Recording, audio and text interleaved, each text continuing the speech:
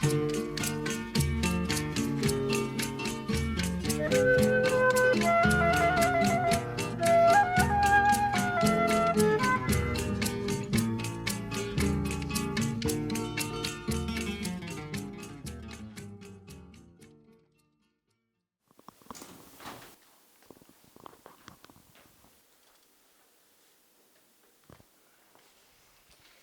passar o microfone por dentro da camiseta.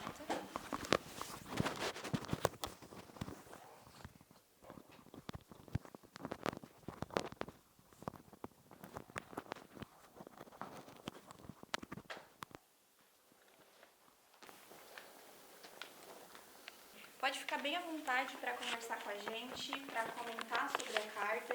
Se precisar fazer alguma pausa para beber água, pode ficar à vontade. Perfeito.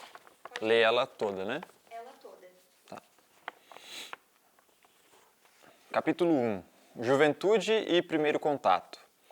16 de abril de 2024.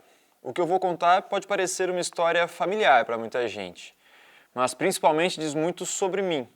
É a minha verdade e faz parte do que eu sou. Fui criado em uma pequena cidade do sul de Santa Catarina, onde a simplicidade se confundia com a rotina. Tive uma infância saudável, um tempo de inocência, quando a gente brincava e crescia nas ruas. Éramos uma família de 7 irmãos. Esse período da infância eu vivi nos anos de 1960. Na época, era comum os adultos tomarem uma caipirinha e dar um gole para a criança. A gente foi criado à beira da praia e depois de brincar no mar, quando chegava em casa, a mãe nos dava uma colher de cachaça, que era para não gripar. Isso, na verdade, era um veneno. O incentivo faz a criança entender que o álcool é parte da rotina da família. A doença do alcoolismo é progressiva, a quantidade de bebida aumenta e o intervalo sóbrio diminui. Para mim, foi diferente, já comecei bebendo muito álcool. O meu primeiro contato real foi aos 13 anos, foi uma data bem marcante. As bodas de prata dos meus pais, quando comemoravam 25 anos casados. Bebi a ponto de desmaiar, não lembrava de nada. Quando eu nasci, meu pai esperava outra filha mulher. A mãe contava que percebeu no olhar dele a decepção quando cheguei. E com 4 meses de vida, minha mãe precisou ir para Porto Alegre, cuidar da minha irmã, que estava com um problema de saúde. Fiquei 8 meses longe dela. Anos depois, já adulto e procurando ajuda com psicólogos e psiquiatras para superar meu vício, eles indicaram que parte do meu problema pode ter começado já na primeira infância. Disseram que minhas atitudes eram características de uma vingança e rebeldia, mesmo que inconsciente por causa dessa rejeição. E eu realmente me sentia rejeitado. 13 anos. Capítulo 2. Primeiros anos do vício. O vício progrediu rápido. Eu incomodava muito meu pai, porque eu ia para o colégio e só trazia problemas para casa. Abandonei o colégio pelo tipo de vida que vivia. Não quis mais ficar na sala de aula. Essa foi a primeira grande consequência. Estudei só até a 5ª série. Daí para frente, minha vida foi uma lástima, muito problemática. Eu era um dependente cruzado, viciado em álcool e outras drogas. Normalmente é isso, né? Vai de um para o outro. Aos 14, eu comecei com a maconha. Depois fui experimentando outras, principalmente comprimidos estimulantes. Com 18 anos, eu tentei fugir do vício pela primeira vez. Fui sozinho para outro estado. Achava que a distância resolveria o problema. Lá eu fiquei praticamente 1 ano sem usar álcool ou droga. Na época era difícil se comunicar à distância. Por vezes eu ficava 1 ou 2 meses sem ligar para casa, até que minha mãe convenceu a voltar porque eu estava muito longe da família. Com as mesmas companhias, lugares e hábitos, voltei para o vício. Depois disso, ainda tentei me mudar outras vezes. Eu me casei pela primeira vez e tive um filho. Minha mulher pediu transferência para o outro canto do estado para a gente conseguir se mudar. Eu sempre tinha períodos de sobriedade e caía no vício quando encontrava uma má companhia. Nessa época, eu já sabia que minha vida estava errada. Eu nunca me desviei pelo caminho do roubo e do crime, mas trabalhei boa parte da vida só para manter o vício. As oportunidades vinham, mas eu dava lugar para o álcool e a droga. A minha esposa, que era professora, pegava aulas a mais durante a noite sem precisar. Ela fazia isso para fazer com que eu ficasse em casa, cuidando do meu filho. Então eu levava ele para o bar. comprava ele com chocolate e refrigerante e satisfazia meu vício. Quando meu filho fez 6 anos, minha mulher me deu um ultimato. Ela disse que eu tinha que escolher entre as drogas e a família. Eu não relutei, não pensei 2 vezes, escolhi o vício e abandonei minha família. Pesado, hein?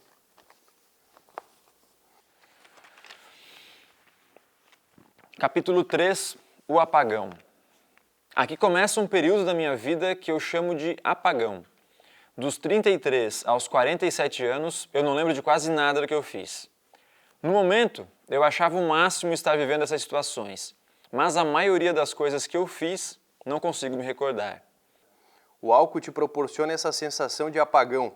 É como se tua memória fosse desaparecendo aos poucos, se torna difícil manter uma mente clara e raciocinar de forma coerente. Então eu me afastei da minha família e fui viver na noite, ser feliz. Pelo menos era o que eu pensava que me traria felicidade. Mas, na verdade, me fez conhecer o lado mais sombrio do álcool, a depressão. Aos 45 anos, descobri que era portador de hepatite C, uma doença contraída pela minha dependência de drogas injetáveis, o compartilhamento de seringas e agulhas. A hepatite C é uma doença silenciosa e fatal, sem sintomas aparentes. Descobri por meio de exames de rotina que meu fígado estava completamente comprometido e que se eu não parasse de beber e usar drogas, eu morreria. Durante os 3 anos seguintes, até os 48, foi quando mais usei drogas e bebi. Eu sabia que minha morte estava próxima. Conheci outra mulher e ela logo soube que eu era usuário. Coitada. Acabou se apaixonando por mim e sofreu ainda mais que a primeira. Claro que ela via em algum lugar dentro de mim que eu tinha um bom caráter, que eu era uma boa pessoa. Minha mulher não suportava mais ver a situação de sofrimento e também pensava em desistir. Afundei ainda mais, convencido de que precisava parar, mas decidindo aproveitar ao máximo o tempo restante para sustentar o meu vício. Chega um momento em que essas substâncias não proporcionam mais prazer e você consome apenas por dependência. Isso foi o que aconteceu comigo. Às vezes passava 10, 15 dias sem usar, mas quando recaía, era sempre com mais intensidade.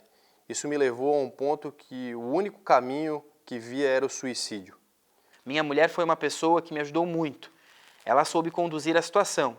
Ela simplesmente me dizia: eu sei que o teu fim está próximo. E eu sabia que era verdade. Quando eu chegava em casa e me olhava no espelho, via um homem completamente transformado. Eu já estava a um passo da loucura, porque chorava e ria ao mesmo tempo. Eu me olhava e prometia a mim mesmo que não usaria mais. E quando dizia isso, não mentia. Era a mais pura verdade. Eu não queria mais aquela vida. O problema é que eu não sabia como escapar dela.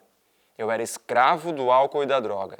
Vivia acorrentado a uma mesa de bar e ao telefone com um traficante.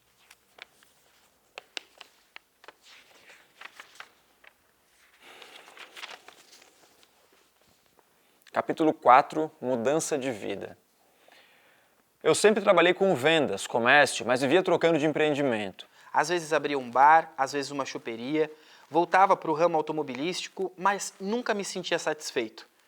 Eu via as pessoas crescendo profissionalmente enquanto eu parecia estagnar. Claro, minha vida era completamente desregrada.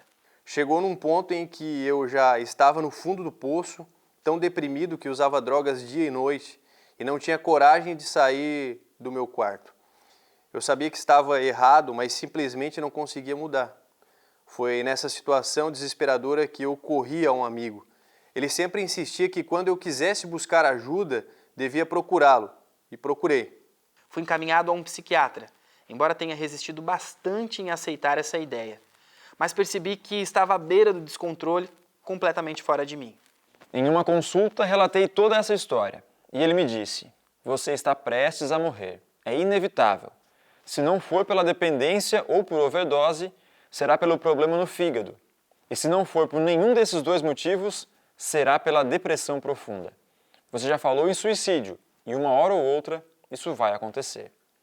Então eu fui internado em uma clínica de reabilitação. Lá eu fiquei 30 dias longe de álcool e das drogas, me desintoxicando.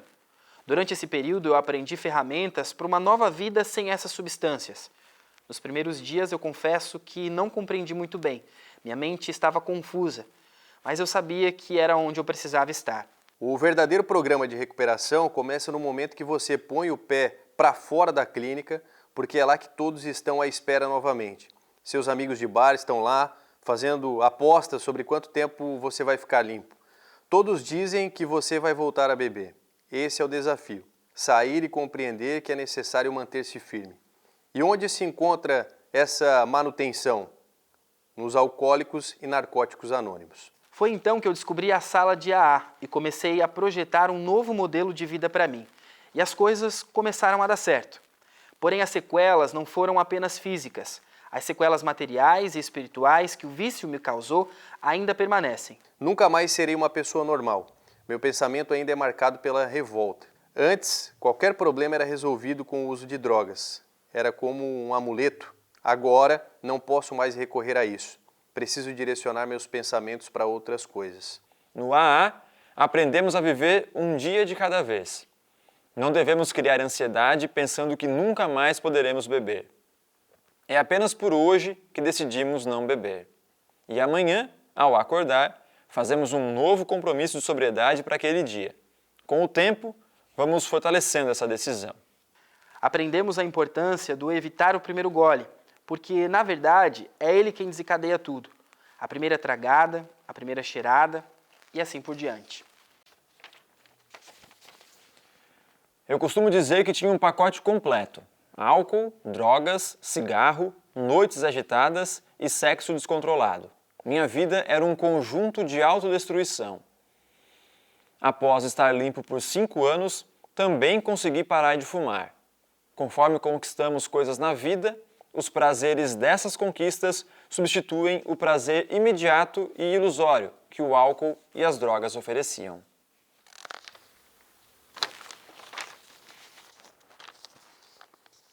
Epílogo. Família.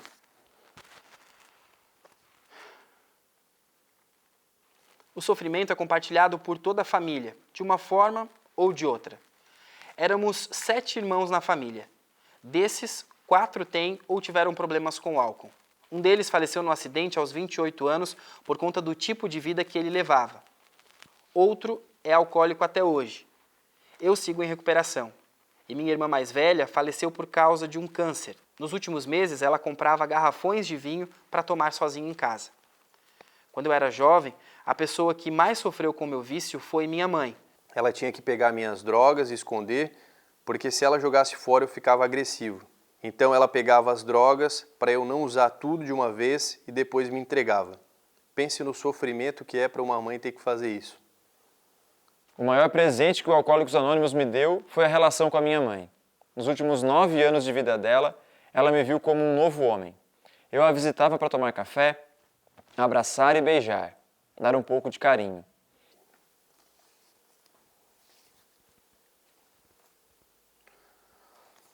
Minha família diz que eu sou um exemplo, mas não sei se concordo.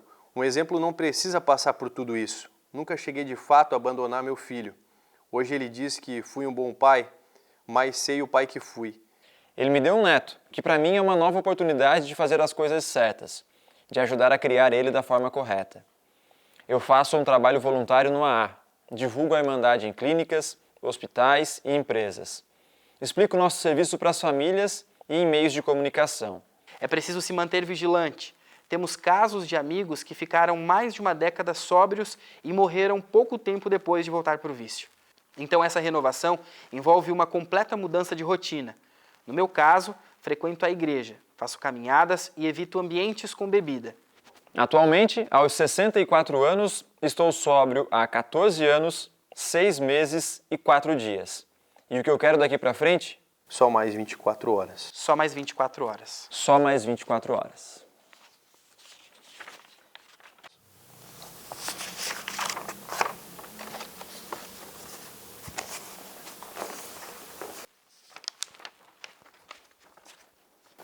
Que bonito, né? Quer dizer, difícil, mas bonito.